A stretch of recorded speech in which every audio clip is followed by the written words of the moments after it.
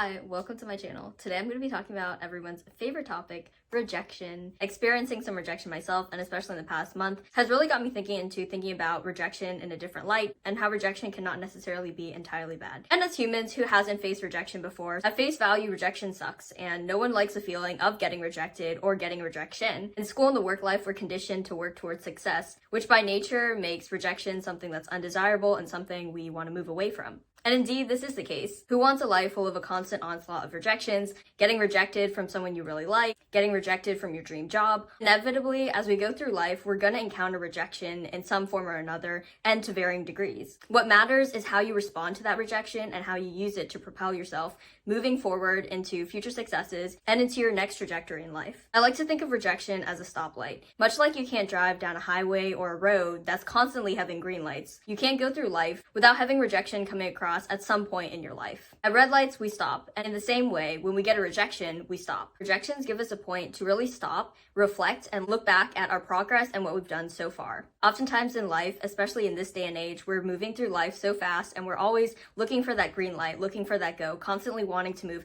forward and on to the next thing. But life is not linear, and if you're constantly barreling forward in a straight line, you often miss the different paths that you're supposed to take, or you may end up taking a less than desirable path. At red lights, we have a chance to either take a turn and even completely U-turn. And like red lights, rejections work in a similar way. They offer us the opportunity to stop and pause. Maybe by turning here and into this road, we can get to the destination by driving through a less rocky road. Or maybe at the red light, you decide that the destination that you were going to is something you don't really want anymore, so you do a complete U-turn. The person who rejected you probably wasn't meant for you. Maybe you got rejected from your dream school or your dream job. And this could just be a sign that this was really not meant to be. Maybe you got rejected by someone you thought you could be really compatible with. Maybe it would have never worked out and ended in a dead end. Of course, we're wired to drive after our goals, and we shouldn't take rejection as a sign to immediately stop pursuing our goals. But rejections give you a chance to evaluate and reflect at your current point in life to see how you can do better moving forward. Who wouldn't want a straightforward path with all green lights towards their goals? But in reality, life is full of red lights, unexpected turns, and even complete U-turns. When you do get to where you're meant to be, your journey consists not just of the green lights, but also all of the red lights that helped you to get to the exact position of where you were.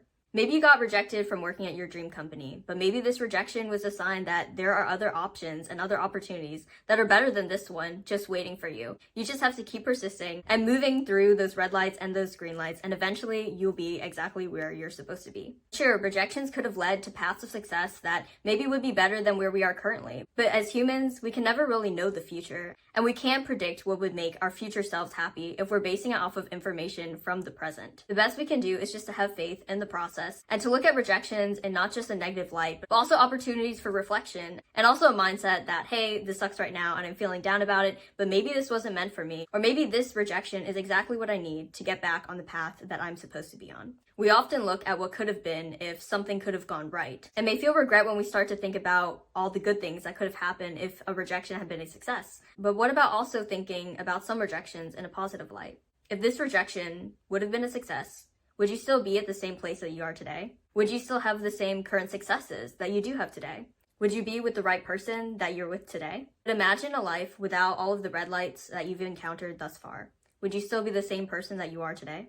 If you've currently had a recent rejection or you're trying to process rejection in general, I hope this can add something to the conversation so we can look at rejection differently moving forward. All the best, and I'll see you in the next one.